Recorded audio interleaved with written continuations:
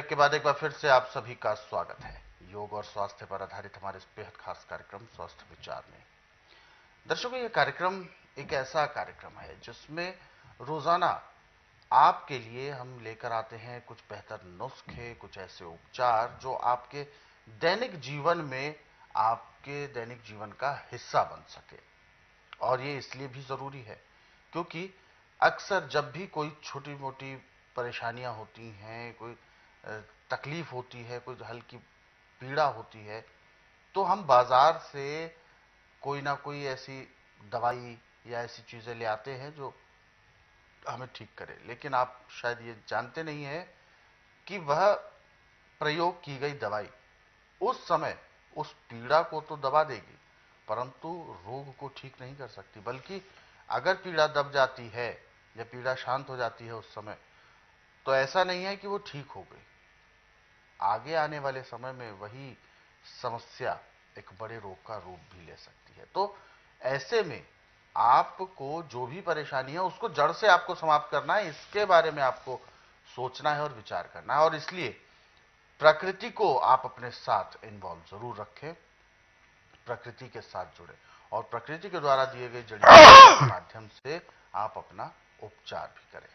इसीलिए हम अक्सर आपको याद दिलाते हैं कि जब भी आप इस कार्यक्रम को देखने बैठे तो कॉपी और पेन भी साथ में अवश्य लेकर बैठे हैं, नुस्खे उपचारों को आप लिख जरूर लिया करें। तो आगे बढ़ते हैं और शुरू करते हैं आज के मुख्य विषय पर चर्चा। गुरुजी, पेशाब में रुकावट क्यों होती है, क्या है इसका मेन मुद्दा, और सबसे बड़ी बात, अगर रुकावट होती भी है और ज्यादा समय तक हो गई तो इससे किस किस तरीके के रोग पनपने के चांसेस होते हैं? देखिए, यदि पेशाब ज़्यादा रुक जाए और ना निकाला जाए तो आदमी की मृत्यु भी हो जाती है। अच्छा, मृत्यु तुल्य है ये समस्या? हाँ। अब पेशाब में रुकावट होने का कारण एक नहीं, इसके अनेक कारण है। पत्थरी पैदा होकर पेशाब के रास्ते में अड़ के पेशाब नहीं आएगा। आपके गदूद बढ़ के पेशाब नहीं आएगा, कारण कोई भी है जी। अब इसमें हमारे पास एक नहीं सैकड़ों नुस्खे हैं।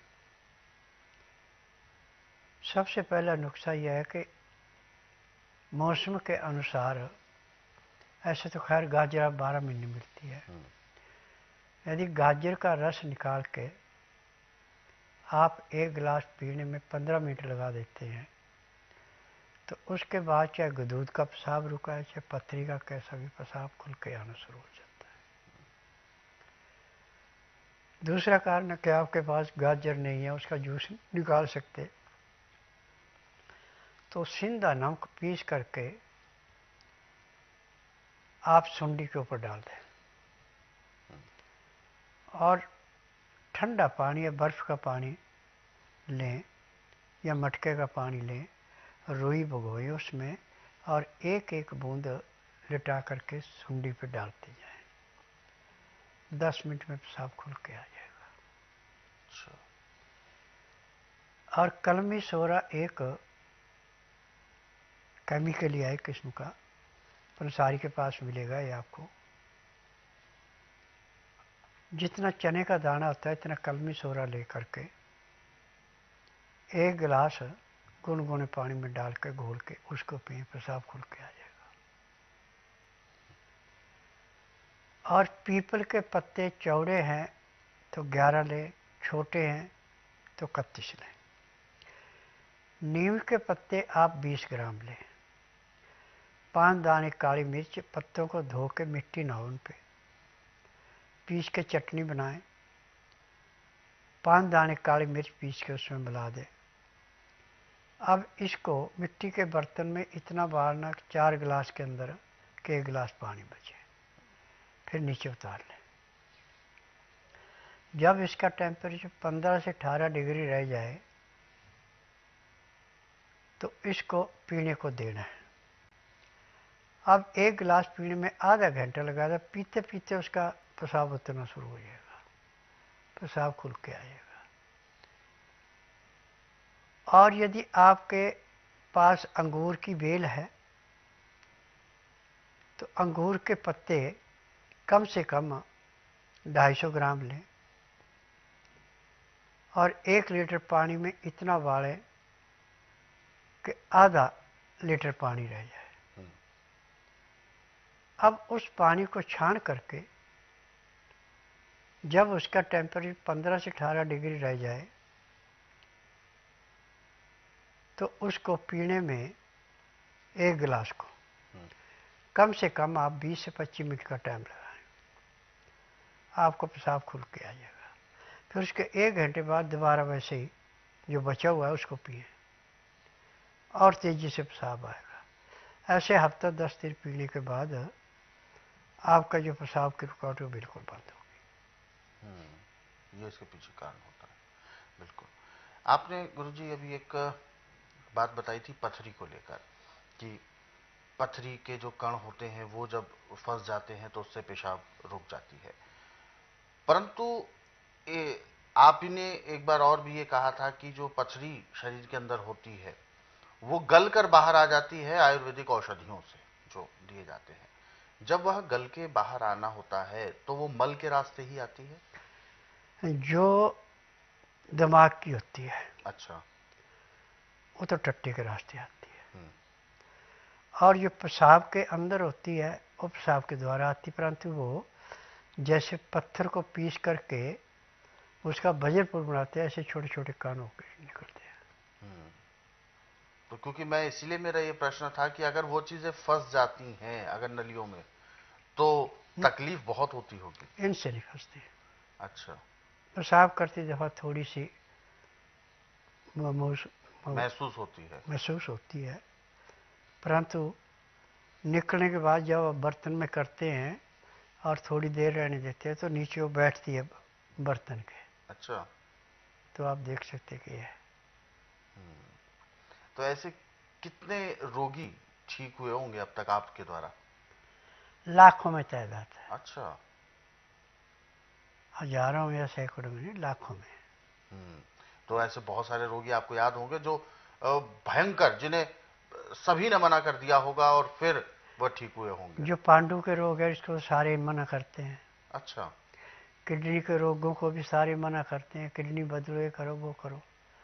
अब इन्होंने षड्यंत्र तो बहुत रचा दिए हैं परंतु परमानेंट इलाज नहीं है। यहाँ आपके सब चीज़ का परमानेंट इलाज है। यदि कोई जख्म बिगड़ गया तो इनके पास इलाज नहीं है, यहाँ पे वो भी इलाज है, परंतु समय से अगर इलाज हो तो। हाँ, क्योंकि बहुत ज्यादा देरी हो जाती है तो ऐसा सुनने में आता है कि फिर वो संभाल पाना मुश्किल हो जाता है। अब गैंग्रेज का है जी। जैसे गैंग्रेज उसके नसों का खून बंद हो गया, काला पड़ना शुरू हो गया, उसी टाइम आ जाए तो जितना का काला पड़ना उतनी तो खैर अंगों खत्म ही हो जाते हैं, परंतु आगे का गैंग्रेज रुक जाता है।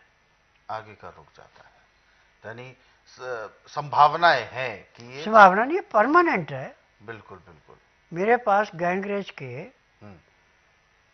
अब तो आने कम हो गए हैं, पहले हर रोज 3-4 आते थे। अब जैसे मैंने प्रोग्राम टीवी पे बताया और यहाँ से दवाइयाँ दी, उसके बाद वो अपने आप घर में उसका उपचार कर रहे हैं। यानी अपने रोगों को ठीक कर लिया है लोगों ने। मैं जो टीवी पे बताता हूँ उस नुस्खे को घर में करते हैं तो ऑटोमेटिक वो घर में अपना उपचार करें, डॉक्टर के पास जाने की जरूरत ही नहीं। जो रोग बिगड़ जाता वो आता मेरे पास। बिल्कुल। तो कितने महीने का या कितने समय का इलाज चलता है और क्या क्या परहेज होने चाहिए? देखिए, कोई भी बीमारी कितनी पुराने से पुरानी यदि ईमानदारी से परहेज किया जाए तो 1 महीने का इलाज होता है। अच्छा। जो बीच में लापरवाही करते हैं उसको 2.5-3 महीने 4 महीने में लग जाते हैं। तो बिल्कुल दर्शकों, ये सब जो लाभ की बातें हैं, ये सब जो संभावनाएं जो बताई गई हैं, ये तभी संभव है जब आप स्वस्थ विचार आश्रम आकर अपना उपचार कराते हैं। हालांकि रोग जब शुरुआती दौर में होता है तो उसको आप स्वयं भी ठीक कर सकते हैं। जो नुस्खे और उपचार गुरुजी बताते हैं कार्यक्रमों में, इनके जरिए आप वो नुस्खे उपचार अप्लाई करें घर पर, ठीक कर सकते हैं अपनी बीमारियों को। लेकिन अगर समय ज़्यादा व्यतीत हो जाता है और आप ध्यान नहीं देते हैं तो ऐसे में जब वह रोग बढ़ जाता है तो फिर उसको ठीक करने के लिए औषधियों की आवश्यकता होती है। और औषधियाँ तभी दी जाती हैं जब आप नाड़ी परीक्षण कराते हैं, यानी नब्ज चेक करने के बाद ही कुछ औषधियां आपको दी जा सकती हैं। बाकी आप इससे संबंधित और कोई भी अधिक जानकारी लेना चाहते हैं तो हेल्पलाइन नंबर्स आपकी टीवी स्क्रीन पर हैं, उस पर आप कॉल करके पूरी जानकारी प्राप्त कर सकते हैं। और दर्शकों, यदि आप भी इस कार्यक्रम से अभी जुड़ना चाहते हैं, किसी भी तरह का कोई सवाल आपके जहन में है आपके शारीरिक कष्टों को लेकर, तो आप हमें कॉल करें, या व्हाट्सएप के जरिए मैसेज भेजना चाहते हैं तो व्हाट्सएप मैसेज में आपको लिखें अपना नाम, उम्र, कहां से बात कर रहे हैं वो स्थान और पूरा सवाल। तो चलिए आगे बढ़ते हैं, और जो व्हाट्सएप मैसेजेस हमें दर्शकों ने भेजे हैं उनको भी हम इस कार्यक्रम में जरूर शामिल करेंगे। और एक व्हाट्सएप मैसेज हम यहां पर ले रहे हैं, चरण दास जी हैं और गुजरात से बात कर रहे हैं, और इनका सवाल है, पिछले 8 वर्षों से हाइपर शुगर की समस्या से ये पीड़ित हैं, और अब इस कदर शरीर की हालत है कि किडनी जो है वो 40% काम करना बंद कर चुकी है। यदि आप बुधवार छोड़कर गुरुवार से लेकर मंगलवार के बीच में मेरे आश्रम में आते हैं, जिस दिन आना उस दिन रात्रि 10 बजे तक खा पी के दातन कूड़ा करके बड़ी इलायची मुंह में रख के चूसते रहें। सुबह जब तक मैं नाड़ी परीक्षण करूं, आपने एक बूंद भी पानी नहीं पीना, ना कुछ खाना। 9 से 10 के अंदर अपना नामकरण कराना। 10 से 12 मैं नाड़ी परीक्षण करूंगा। नाड़ी परीक्षण में पैर के तलुए से सिर के बाल तक की MRI, CT scan, x-ray, ultrasound, ECG, sonography, सब कुछ 5 सेकंड में हो जाए। फिर उसके बाद दवाइयाँ खाने की हैं, दवाइयाँ पीने की हैं, मालिश करने के तेल हैं, आँख में, नाक में, कान में डालने की दवाइयाँ, दांत मंजन है। जब इस दवाई को लेंगे तो उसी दिन आपको कम से कम 20% आराम तो परमानेंट मिल जाएगा।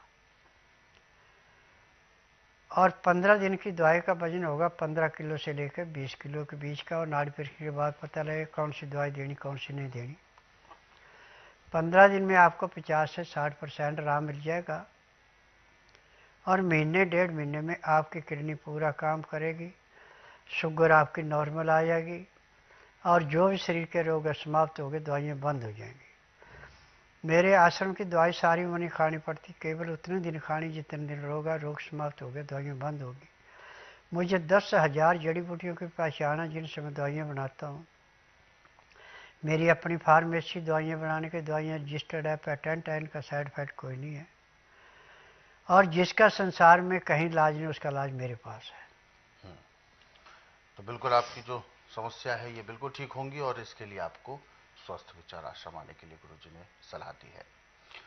दर्शकों, इस बात का भी ध्यान रखें कि यदि आप स्वस्थ विचार आश्रम आना चाहते हैं तो नियमों का पालन करना जरूरी है। आने से पहले ध्यान रखें कि बुधवार के दिन अवकाश होता है, तो आप गुरुवार से लेकर मंगलवार के बीच में आप आ सकते हैं। सुबह 9 बजे आपको पहुंचना होगा, क्योंकि सुबह 12 बजे तक ही गुरुजी बैठते हैं नाड़ी परीक्षण करने के लिए।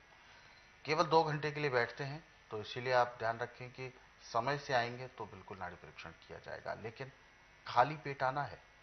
खाली पेट का अर्थ है कि 12 घंटे आपका पेट बिल्कुल खाली हो, यानी जिस दिन आप सुबह आना चाहते हैं उससे पहले रात्रि में आप भोजन कर लें 9 बजे के आसपास, ताकि रात्रि 10 बजे के बाद फिर आपको कुछ भी ना खाना पड़े, कुछ भी ना पीना पड़े। पानी की एक बूंद भी नहीं पीनी है रात्रि 10 बजे के बाद से अगले दिन सुबह 10 बजे तक, जब तक कि नाड़ी परीक्षण नहीं हो जाता।